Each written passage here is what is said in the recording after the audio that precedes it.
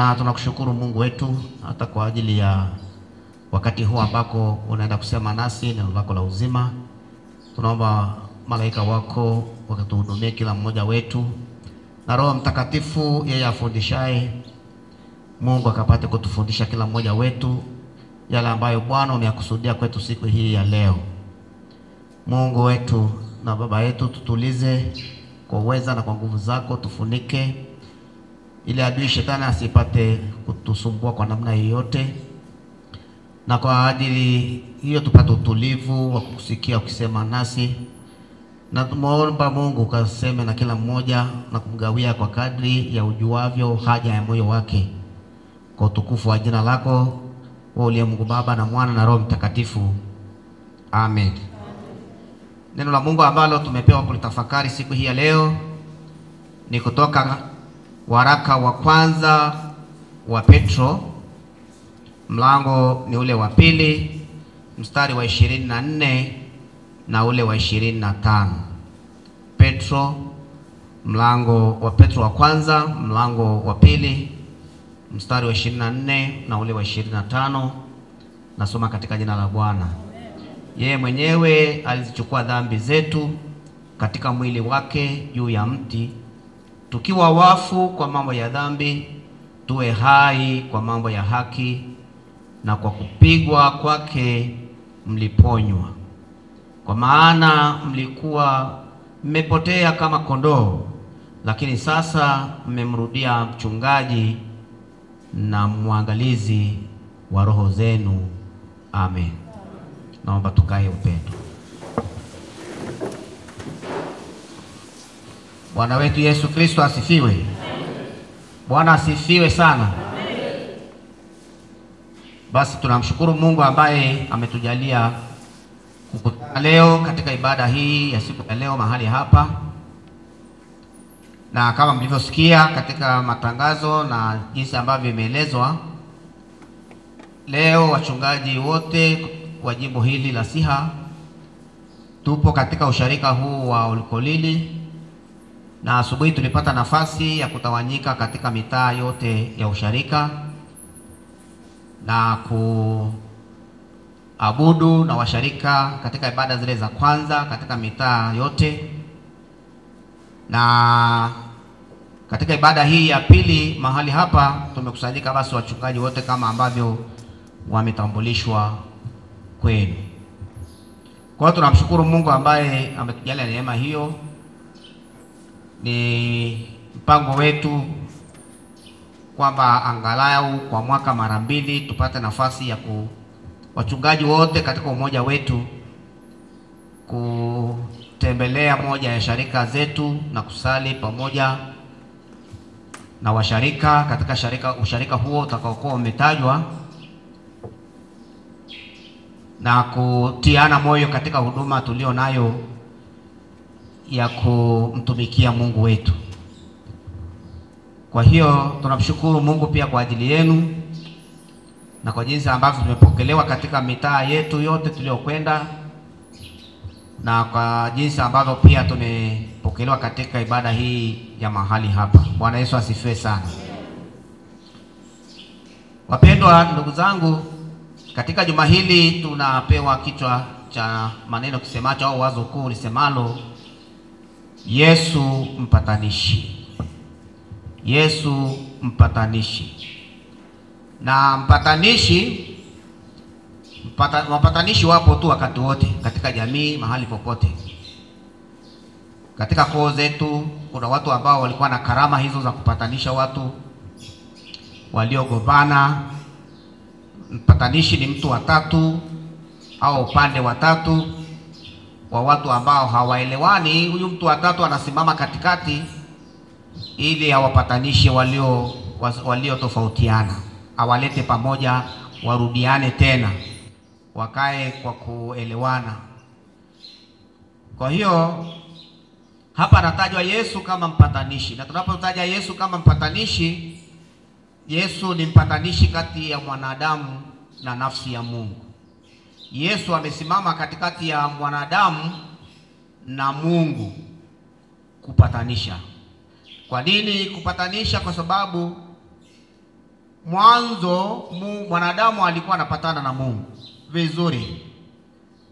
Tangu mwanzo akaumbwa na Mungu, akaweka katika bustani ya Edeni. Lakini mwanadamu huyo alipoasi, na Biblia inasema kwa kuasi huyo mmoja Adamu, basi ulimwengu wote ukaasi. Na tunajua kilichofanyika pale kwenye bustani ya Eden, kwamba baada ya Adamu kuasi alitupwa nje ya bustani.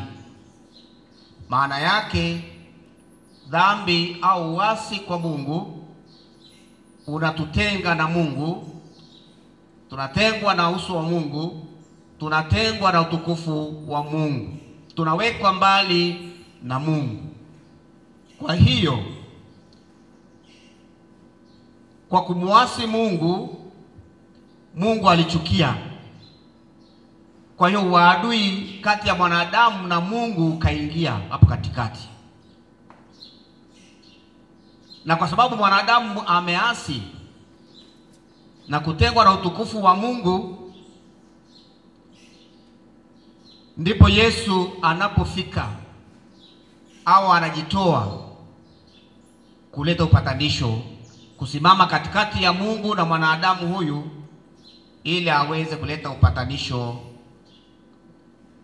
na mwanadamu aweze kumrudia Mungu na kupatanishwa na Mungu tena.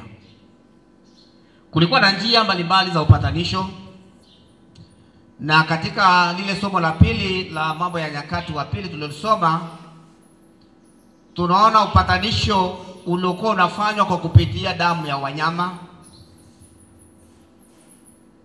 ambako wanyama kama walivyotajwa pale, ng'ombe waume 7, kondoo waume 7, wa kiume 7, mwana kondoo 7, mabeberu 7, wanaletwa, wanachinjwa na damu zao zinamwagwa kwenye madhabahu na makuhani kama njia ya kuileta upatanisho. Na hii ilijulikana kama sadaka ya dhambi. Kwa hiyo kulikuwa na sadaka ya dhambi inatolewa, na sadaka hii ilitolewa mara kwa mara kila mwaka. Kulikuwa na sadaka ya upatanisho inatolewa ili kuleta upatanisho, kupatanisha kama ilivyotajwa pale, mfalme, kupatanisha mahali patakatifu, kupatanisha watu. Ilitolewa sadaka ya wanyama, wakachinjwa na damu ikamwagwa kwenye madhabahu kwa nia ya kupatanisha. Waraka wa mtume waraka kwa Waibrania sura ile ya 10, ukisoma huo mlango wa 10 kwa Waibrania, inaeleza vizuri sana habari za sadaka ya Yesu na sadaka hizi za wanyama. Inaeleza, na ule mlango wa 10 anazungumza habari ya kwa dhabihu zilizotolewa za dhambi, kwamba zisingeweza kumkamilisha mwanadamu kwa kuwa aliishi chini ya torati au sheria. Na dhabihu ya dhambi iliadhimishwa kila mwaka kama nilivyosema. Kulikuwa na wakati maalum wa kuadhimisha siku ya upatanisho na wanyama kuchinjwa. Hivyo kama zingeweza basi sadaka hizi kuweka au kuweza kuondoa dhambi, basi zisingetolewa kila mwaka au mara kwa mara. Mstari wa 4 wa waraka wa mtume, mwandishi wa waraka kwa Ibrania sura ya 10 huo mstari wa 4 anasema, haikuwezekana damu ya wanyama iondoe dhambi. Na kilichotokea pale, hao wanyama waliokuwa wanatolewa sadaka, ilipofika wakati wa kufanya upatanisho, mnyama wala hana habari Yeye anafunguliwa tu kwenye zizi, anachukuliwa tu kwanza bila kibali cha mnyama mwenyewe, bila wanyama hao kufahamu sababu ya kuchinjwa kwao. Kwa hiyo haingii akilini kwamba damu yao ina uwezo wa kuondoa dhambi. Na ndio maana ya kusema katika Waebrania sura ya 10 mlango wa 6 kwamba kafara na sadaka za dhambi Yesu hakuzitaka. Sadaka, kafara na sadaka za dhambi, hizo ambazo zilikuwa zinatolewa kwa wanyama ziliitwa za sadaka za dhambi. Waraka kwa Waebrania sura ya 10 mstari wa 6 anasema Yesu hakuzitaka. Katika somo hili ambalo tumelisoma, waraka wa pili wa mtume Petro au waraka kwa Petro,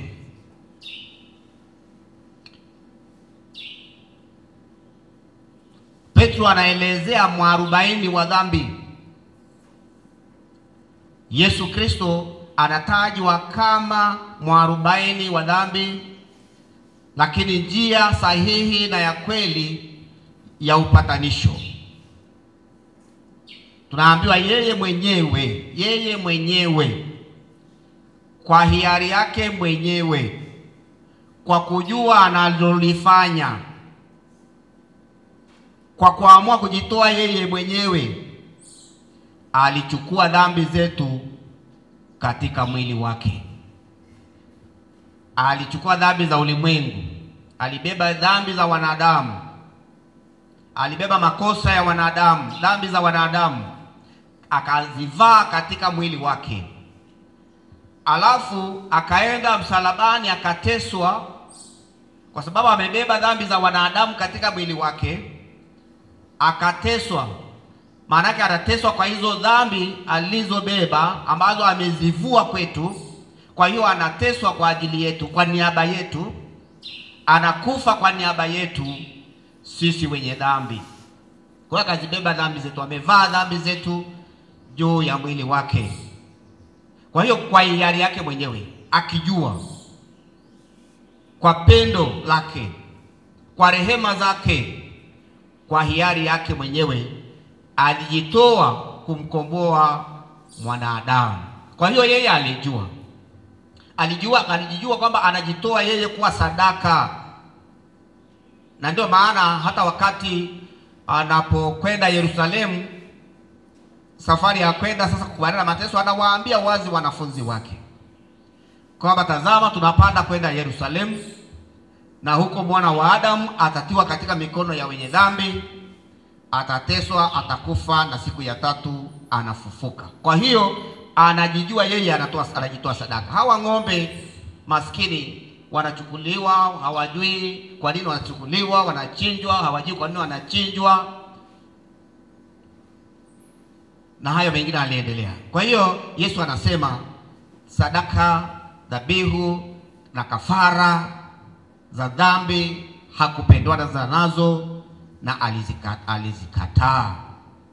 Yeye anajitoa nafsi yake, dhabihu ya nafsi yake, kuwa sadaka itolewayo mara moja, tena yenye ukamilifu katika ukombozi wa mwanadamu.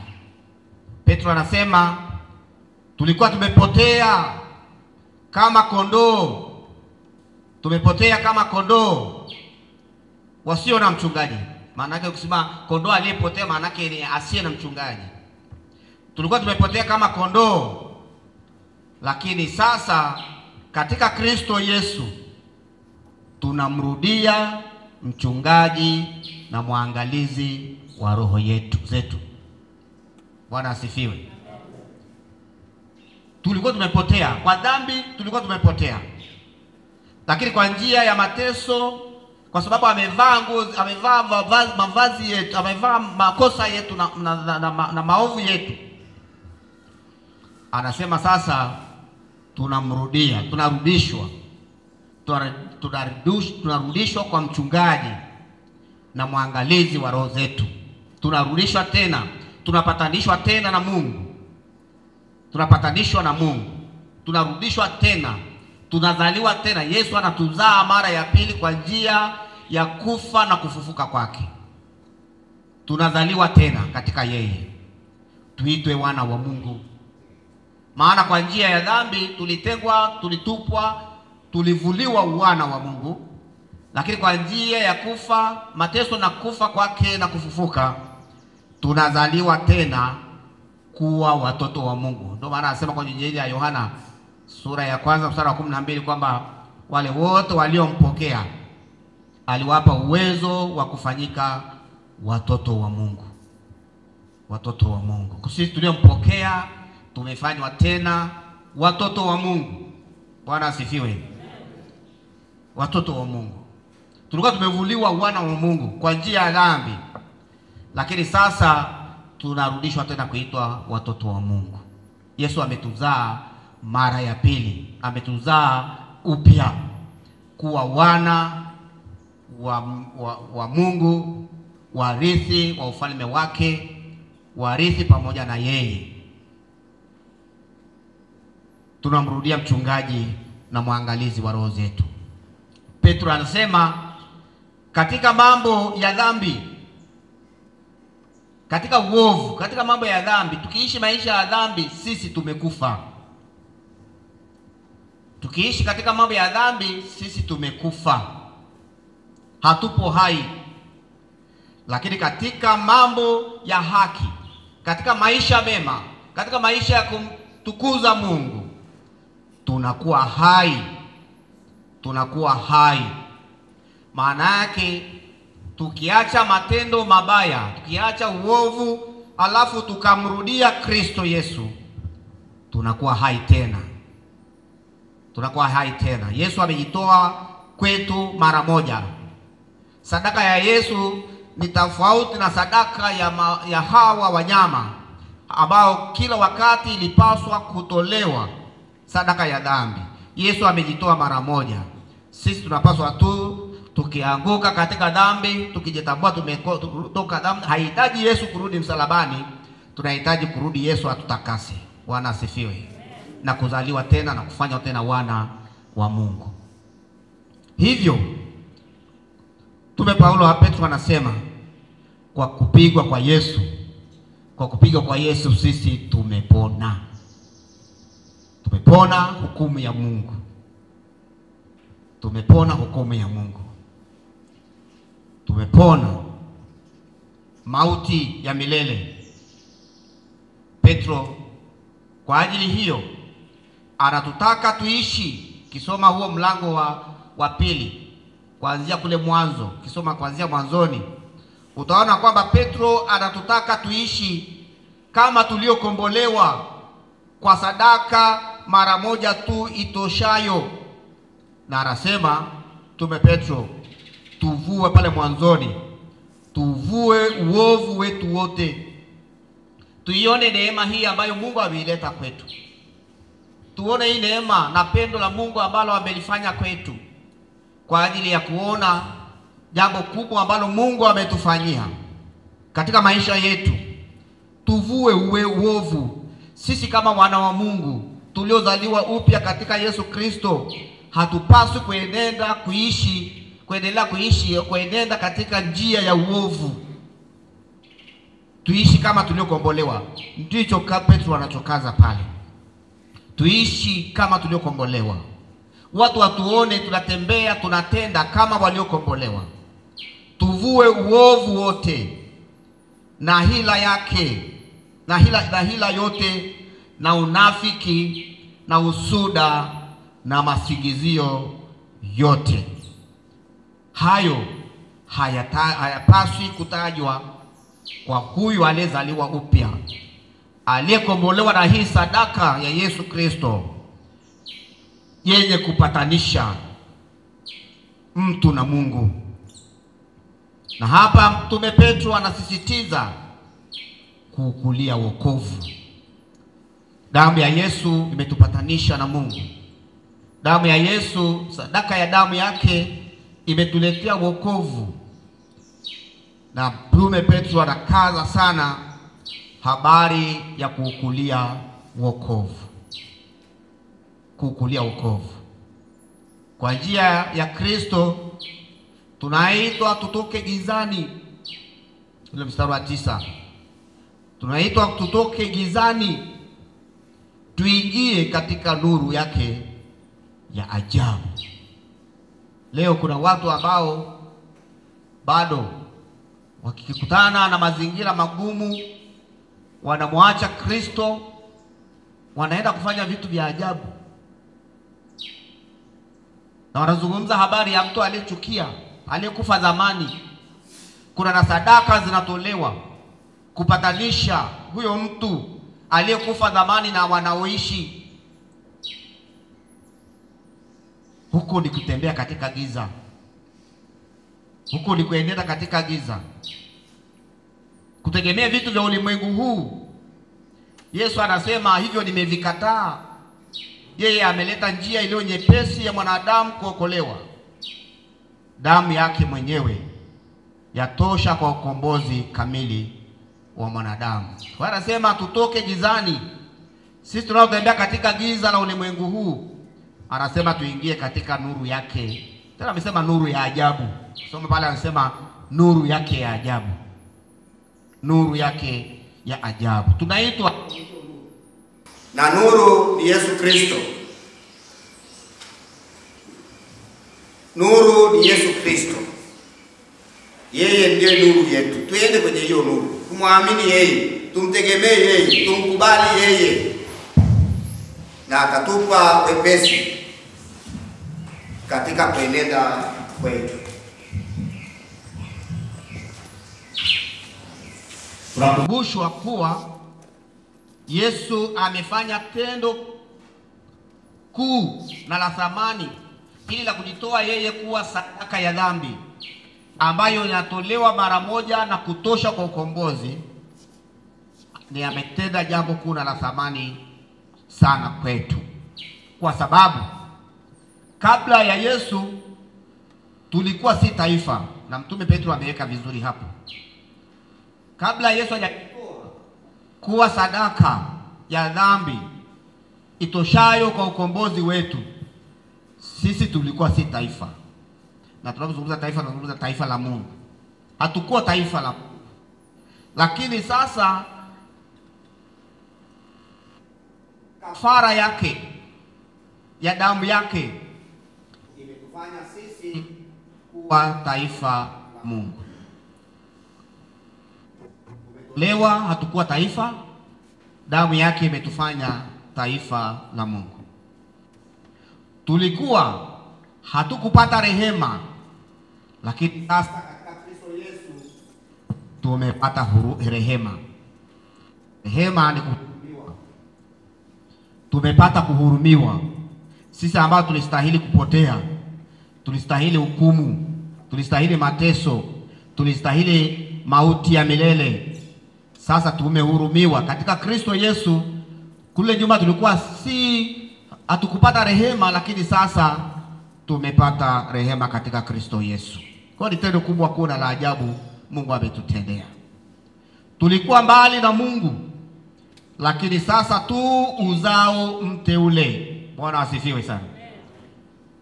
Sasa tumeitwa uzao mteule. Wewe ambaye umemjua Yesu, wewe ambaye umemjua Yesu na unamwamini kwa kweli, yaani wewe ni uzao mteule. Mungu amekuteua kwa njia ya Yesu, umeteuliwa. Wewe ni mteule wa Mungu. Kwa hiyo umeitwa ni mzao mteule, ukuhani wa miliki ya Mungu. Ukuhani wa miliki ya Mungu. Wewe ni mmiliki pamoja na Yesu katika ufalme wake. Na shika hivyo na enenda hivyo wakati wote wa maisha yako mpaka utakapokaa na Yesu kwenye kiti cha enzi kumiliki na kutawala. Bwana asifiwe. Wapendwa ndugu zangu, kama Yesu amefanya haya yote kwa ajili yetu, amejitoa sadaka kwa ajili yetu, kwa nini tusikubali sasa kuenenda katika pendo hilo na kuliamini pendo hilo na tendo hilo na kukubali kumwamini kumtegemea na kumuishi siku zote, ili tendo hilo alilolifanya kwetu na sadaka hii aliyojitoa ya nafsi yake iwe na maana kwetu. Kama Yesu ametubadilisha, ametupatanisha yeye na Mungu, inakuwaje vigumu sisi kupatana sisi kwa sisi? Sisi kwa sisi. Katika waraka wa Mtume Paulo, waraka wa pili kwa Wakorinto, mlango wa 5 mstari wa 19, anasema Yesu Mungu alikuwa ndani ya Kristo akitupatanisha sisi na nafsi ya Mungu. Yesu ni mpatanishi kati yetu na nafsi ya Mungu. Lakini akasema ameweka na neno la upatanisho ndani yetu. Ndani yetu ameweka neno la upatanisho. Kama sisi tumepatanishwa na Mungu, unashindwa wewe kupatana na yule mliokoseana naye? Unashindwaje kupatana na mtoto wako? Unashindwaje kupatana na jirani wako mliokoseana miaka mingi, hamsalimiani, hamtembeleani, mnaombeana mabaya? Unashindwaje kupatana naye? Mbona Yesu akuhesabu hayo yote ulikuwa umetenda kwake, yeye akakubali akupatanishe na Mungu?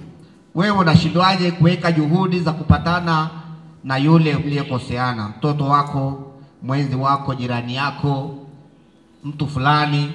Kwa nini hampatani? Maisha yote mnaishi maisha ya kubebana kwenye mioyo, kuombeana mabaya, na ukisikia amepata jambo gumu unafurahi na kushangilia, na pengine ulishatoa na sadaka kwa sababu mwenzako amepata shida. Tunaitwa kupatana. Kama Yesu ametupatanisha sisi na Mungu na ameweka ndani yetu neno la upatanisho, basi tupatane sisi kwa sisi. Jiulize, ni nani uliokoseana naye? Uwe mpatanishi, ingia patana na yeye. Lakini wako ambao unaofahamu hawaelewani, Mungu ameweka ndani yako neno la upatanisho, nenda wapatanishe. Kama Yesu alisimama katikati yetu na Mungu kutupatanisha, na wewe simama katikati ya waliokoseana, uwe mpatanishi, uwashauri, uwasaidie waweze kurudiana tena. Ni karama ambayo Mungu ameweka kwetu, tuitumie hiyo karama vizuri. Tuitumie hiyo karama vizuri ya kupatanisha wengine. Sasa badala ya kuwa wapatanishi, wakati mwingine tumekuwa wachochezi. Wakati mwingine tumekuwa sisi ndio wachochezi. Badala ya kupatanisha, tumekuwa wawasha moto. Tukiona mahali ambako watu hawaelewani, basi ndio tunapeleka maneno ya aina hii upande huu wa pili, tunapeleka tena maneno ya aina nyingine, tunaendelea kuchochea moto, hao watu waendelee kukoseana. Wako watu wenye hiyo karama pia. Tunaonywa leo tuwe wapatanishi badala ya wachonganishi. Tuwe wapatanishi badala ya wachonganishi. Basi wapendwa ndugu zangu, tunapoendelea kutafakari majira haya ya Kwaresma, tuko kwenye Kwaresma, tujue na mwimba Zaburi ile ya leo amesema vizuri. Bwana aliniambia, ndiwe mwanangu, mimi leo nimekuzaa. Wewe ndiwe mwanangu, mimi leo nimekuzaa. Na Yesu anataka kukuambia hayo maneno, kwamba wewe ni mwanaye. Kwa njia ya mateso na kufa kwake na kufufuka kwake, amekuzaa, anakutambulisha kama mwanaye. Kama ndivyo basi, Kwaresma hii tupe kujitafakari kama tuko sawasawa na Mungu, tunatembea sawasawa na ukombozi wetu, kama tunatembea sawasawa na tuliokombolewa na tuliopatanishwa na Mungu. Na wakati wa Kwaresma ni wakati wa kujitafakari na kuona kama iko njia ambayo pengine haukujakaa sawasawa kimahusiano na Mungu, kimahusiano na mtu, basi utafute kutengeneza. Ndio maana ya Christmas, ndio maana ya Kwaresma na Pasaka.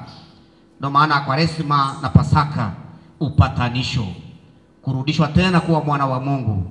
Na Yesu anakuambia ndiwe mwanangu, wewe fulani kwa jina lako. Yesu anakuambia ndiwe mwanangu, mimi leo nimekuzaa. Tembea kama aliyezaliwa upya kwa sadaka hii ya damu ya Yesu iliyotolewa mara moja. Amen. Mungu Mwenyezi, Baba yetu wa mbinguni, tunakushukuru kwa ajili ya ujumbe wa neno lako ulilotutafakarisha katika ibada hii siku hii ya leo. Tunaomba neno hili Bwana likakae kwa wingi ndani yetu, na Roho Mtakatifu wako akaendelea kulitafakarisha kwetu, likakuzalia wewe matunda yatakayokaa hata uzima wa milele. Neno lako likatupe mabadiliko, likatupe kujitafakari mahusiano yetu na Mungu, na kumuita Yesu aliyempatanishi wetu aweze kutupatanisha. Umesema kila atakayemwamini anafanywa kuwa mwana. Naomba Bwana utufanye mwana, ili Bwana kwa njia hiyo